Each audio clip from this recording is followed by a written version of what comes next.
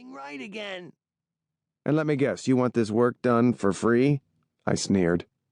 Damn right for free! You've ruined my life! I took a step forward, and to my surprise, Russell slid half a step backward into the alley. That works for me. I didn't want this on the street should someone walk by. If you want good luck, it comes with a price, and the kind of luck you're looking for is extremely expensive. You blew through my front door demanding lottery-winning luck while waving $50 in my face. You got what you paid for. Buyer beware, buddy. You fucking asshole! You're not the only tattoo artist in Lowtown. I don't need you! He shouted, shaking the gun at me. I took another step toward Russell, backing him farther into the alley. Yeah, but I'm the best, and that's why you came to me instead of some broken-down backroom operation with dirty needles and shady ingredients. You're obviously not any better! I had had enough of this shit. Keeping my eyes locked on his, I let the gym bag on my right shoulder slide off and hit the ground with a heavy thud. As I expected, he jerked the gun toward the bag. Taking advantage of his distraction, I edged forward and slammed both of my hands into the hand gripping the gun, knocking the weapon to the ground. Still holding his right hand, I twisted it at an awkward angle while dropping to my knee, putting Russell on his back in the dirty cobblestone alley. Before he could get his wits about him, I slammed my elbow into his face, feeling his nose fracture beneath my forearm while the back of his head hammered into the brick-covered ground. Asshole, I muttered. Standing, I dusted off my jeans and stepped back. Don't show your face around here again or I'll tell the cops what kind of tattoo you really came in my shop for. Sucking in a deep, cleansing breath, I summoned up a smattering of the energy that swirled around me, begging for my touch. I raised my left hand toward him and clenched my fist, as if I was grabbing his shirt, before throwing out my arm.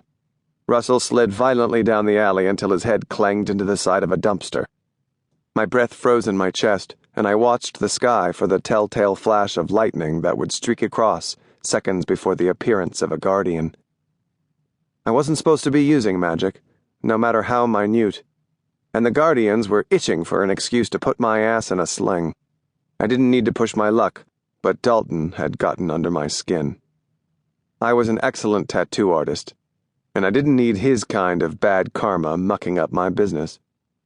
After a couple of seconds and no lightning bolt, I relaxed. For now, I remained under the radar and intended to stay there. A large hand appeared from out of nowhere and wrapped around my throat, picking me up and slamming me against the alley wall of the tattoo parlor. A sharp-featured face leaned so close that I could easily make out the silver eyes with a hint of green.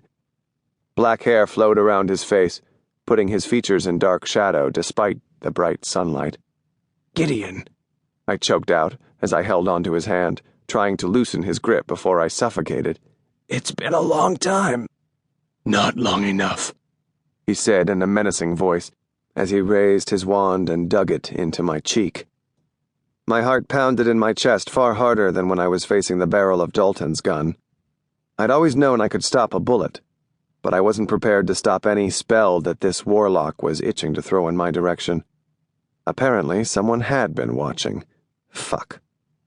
Gideon's sneer turned into an evil grin.